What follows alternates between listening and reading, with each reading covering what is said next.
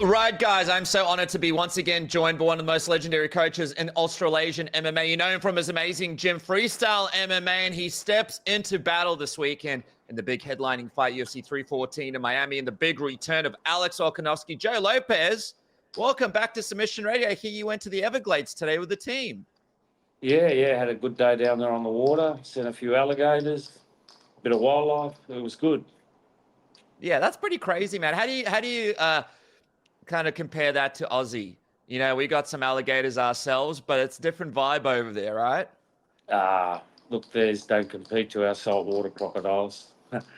Yeah, that like we could jump in the water there, they wouldn't even touch us. You know what I mean? They're not aggressive to humans. We're not part of their food chain, so the guy was saying even if they do take a bite at you, they'll spit it out because we're too salty for them. Unlike the saltwater crocs, which will eat anything.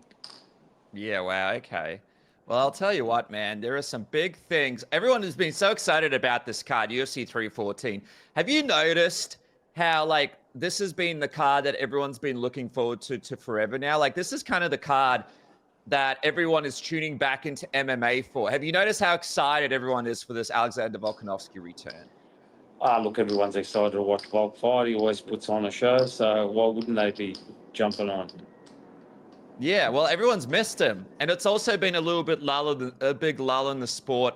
Everyone's excited for you guys to make the big return. What do you make of his singing skills? What do you think when you see him go behind the microphone, deliver some emo music? Are you impressed with the vocal cords of one Alex Volkanovski? Actually, I was. You know, I knew he could sing, but not that good. So he's a man that he can cook, he can sing, and he can fight. You know, he's got it all. I got to ask about this camp, man. Obviously, this has been a long time coming. You guys have been building towards the big return. Now the camp is done. You're ready to go.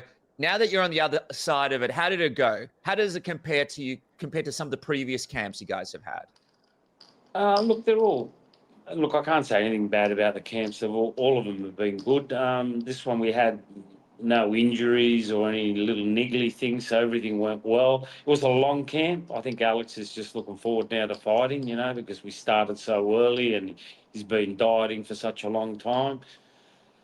But yeah, he's just looking forward to, you know, Saturday night jumping in there and doing his thing and bringing the belt back.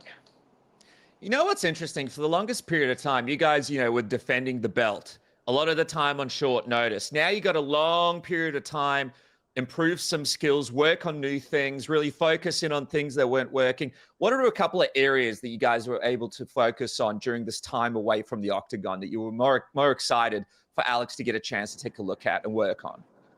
Look, we worked on a couple of things. You know, Brad came in and we did a few striking things, changed things around a little bit. I don't want to say too much, but yeah, you'll see on Saturday night, you know.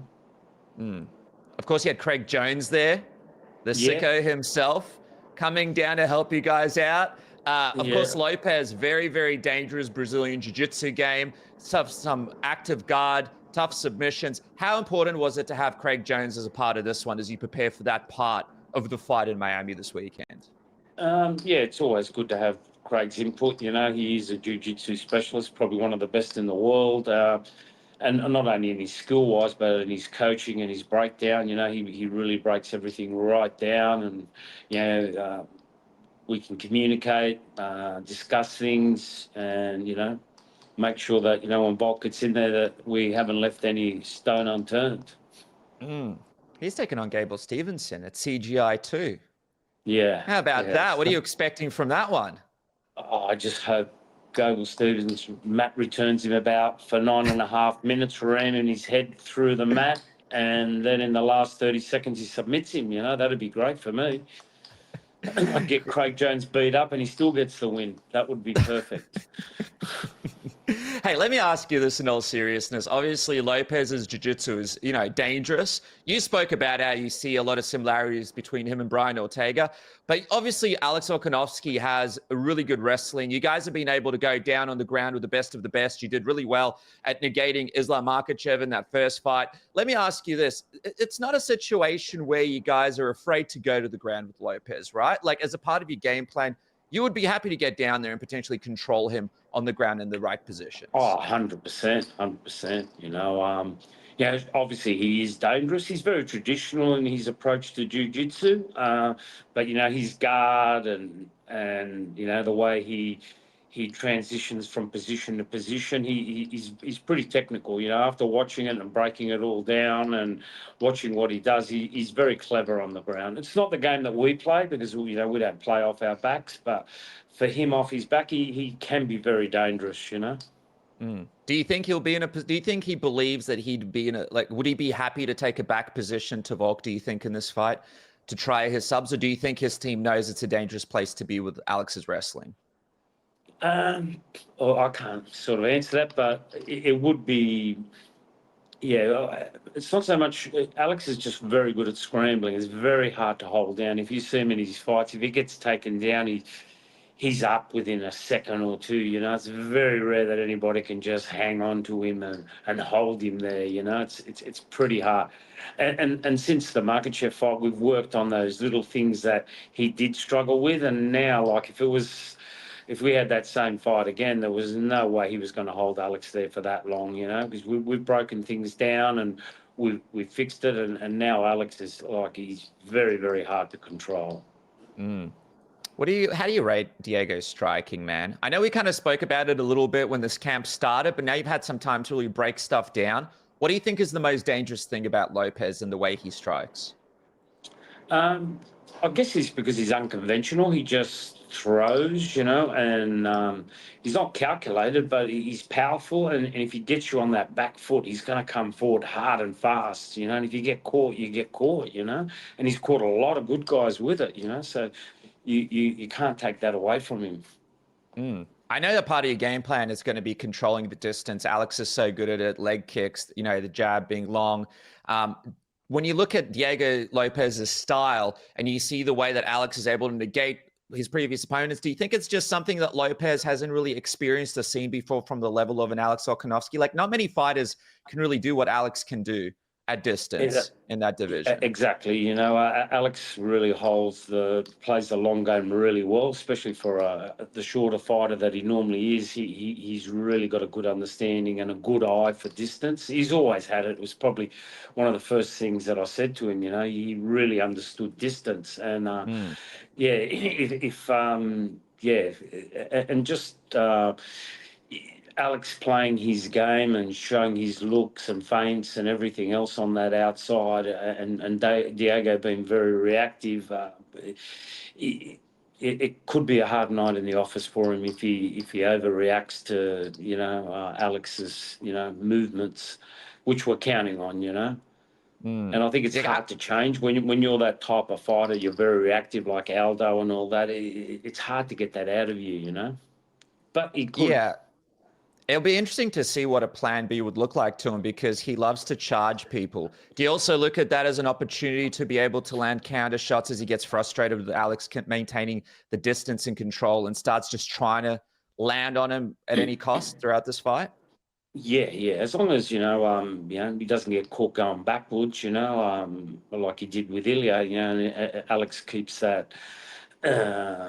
Holds his ground and jams him up and closes that distance. I think it's going to be a very hard night. If Alex puts him up against the cage and takes him down and touches him up, I can see Diego's energy levels go down and he's going to get tired. Mm. Obviously, every fight you guys have is the most important fight. It's a bit of a cliche question, but I guess for a lot of people, this is kind of like the most important fight in Alex's career because they want to see where he's at after that loss, right? There's a lot of scrutiny on what kind of Alex Volkanovski we see. Do you see the headlines of people talking about, look, he's a little bit older, we may never see the same Volkanovski again, et cetera, et cetera. And how do you guys deal with it? How do you deal with it when you see all that kind of stuff come through?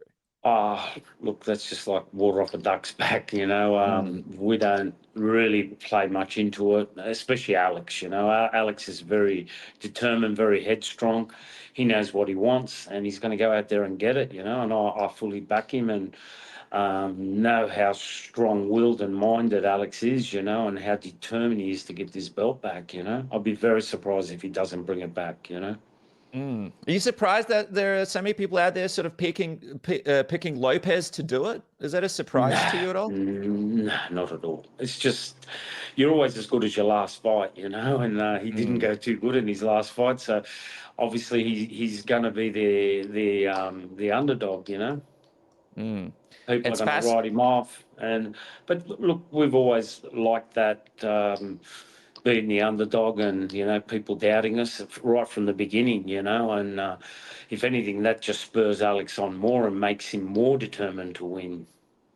I think it's probably in a way, a better situation because you guys have been so excellent in the octagon. The expectations have been incredible for you guys. And here people aren't really thinking you guys are the underdog or Alex can't do it. So it's kind of a different sort of perspective for you guys to approach this. What about JDM, man? He was a big part of this camp, right? I saw a lot of great trading footage between him and Alex. How was it having him in this pivotal fight for Alex and then in return for him to be able to train with Alex in the most important fight of his life against Belal?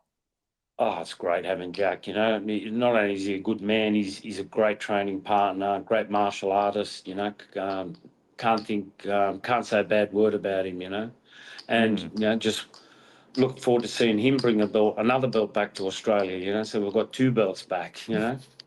Yeah, that would be incredible, man. Yeah. How do you think that fight with Belal goes? The thing with Belal is he's just so experienced, right? He's so smart. His fight IQ is through the roof, and he's able to win these fights by going into the right positions and kind of dragging those wins out of people. How do you see this fight between JDM and Belal going? Well, I think Jack just does a lot of good things naturally. He just knows, you know, I have to move left and his body just automatically goes there. So he's always sort of like half a step in front of in the scrambles because he just knows where he wants to be and where he doesn't want to be. You know, his striking's on point. He's a powerful man. He's very strong. You know, it's going to be a hard fight for Bilal, you know. If anybody's got a style to beat his style, I think it's going to be him because it's going to be very hard to hold Jack down, and it's not like he's a ground and pounder or a submission specialist. You know, you know, his game's usually to grab you and hold you down and get that control time up. You know, obviously that's why people don't like him and think he's boring. But you know, he's good at what he does. But I think he's not going to be able to do that to Jack. You know, because just of Jack's scrambling abilities and the way Jack moves, it's going to be hard for him. He's a bit of a dark horse, Jack, because there's still not that much tape out there on him and what he can do, and he's still improving. How powerful would you say he is? Like when you're holding mitts for him and you see him land his shots, how strong is Jack's shots? Oh, he's strong, you know. But like I said, he's a great training partner. You know, he doesn't, you know, sparring wise, wrestling wise, he you know, when he's with the smaller guys, he's just got total control. When a person's got good control, that means they've got by having that control, that means when you want to let it go, you can let it go as well. You know, because it's harder to control something than not control it. All right, guys, I just want to take a quick moment to talk about our sponsors, MANSCAPED and SAILY, and a big thank you to them for making it possible for me to bring this show to you. The Beard and Balls bundle from MANSCAPED is the place to go. It's your all-in-one grooming solution to keep you polished from head to toe, more precisely from beard to balls. It's got all-in-one grooming. The Beard Hedger is your go-to for precise beard trimming, and the Lawnmower 5.0 Ultra takes care of everything below the waist, because confidence starts with the right tools. You got customizable trimming, a dual blade system on the Lawnmower 5.0, which features interchangeable foil and trimmer blades, ensuring a smooth and comfortable experience, even in the sensitive areas. And what about this? The long-lasting power. Enjoy up to 60 minutes of runtime with a Beard Hedger and 75 minutes with a Lawnmower 5.0 Ultra. And by the way, it is risk-free. That's right, guys. Manscaped is now risk-free. Get it on Manscaped's 30-day money-back guarantee. You can try the Beard and Balls bundle today, completely risk-free, with Manscaped's 30-day money-back guarantee. And that's not all. If you want to support this program, use the code word submission. You get 20% off and free shipping right now. That's 20% off and free shipping right now across the whole Manscaped website. I just want to thank Manscaped again for making it possible for me to bring this interview to you. Go to manscaped.com right now, get the Beard and Balls bundle, and get 20% off and free shipping right now with the code word submission. And for anybody looking to travel out there is no better eSIM than SAILY. SAILY has you sorted with its 115 virtual locations, super fast speeds, security features, and what about the fact that you guys get an ad blocker in the app as well, so you don't have to watch annoying ads and use up your data when you watch stuff all over your phone. What about the fact that you don't need to switch out your eSIMs because you can just use the one SAILY profile for everywhere you go? No more lining up at airports, no more having to take out SIM cards from your phone, putting new SIM cards in. SAILY gives you all of the options to get as much data for as long as you need. You got weekly plans, you got plans that last half a year. And SAILY always lets you know when you're about to run out of data. It gives you a little notification when you used up 80% of your plan, so you'll always have time to top up.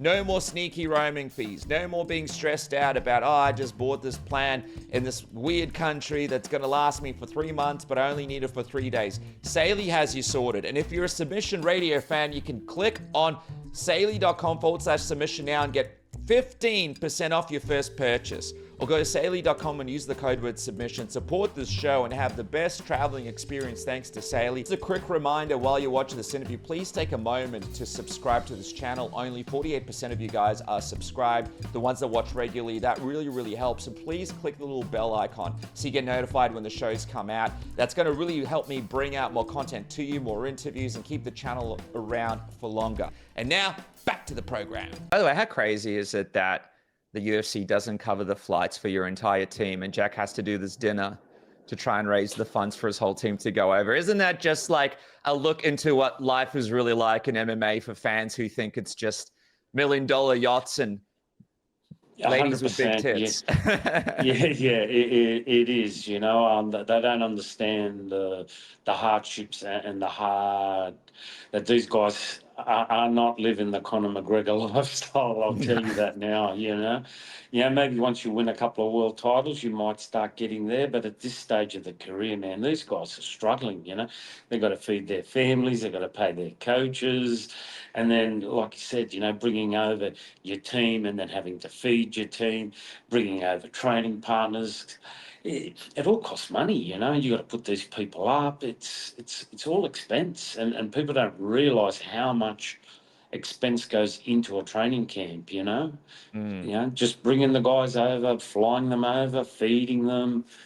It all costs money. These people have got a life and they've got to support themselves as well. So, everyone can't just do it for nothing.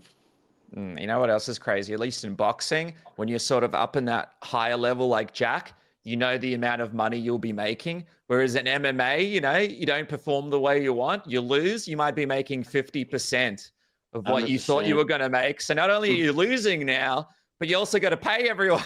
It's like the worst, man. And people don't really talk about it, but it really is an unfair situation. Okay, just quickly, I know you obviously know Islam Makhachev better than most. You guys fought him twice. People are saying Islam will likely move up to 170 to fight Jack if he wins. Have you guys had any sneaky chats about Islam yet and the potential that he might fight Islam if he does beat Belal? Have you given him any words of advice on that one?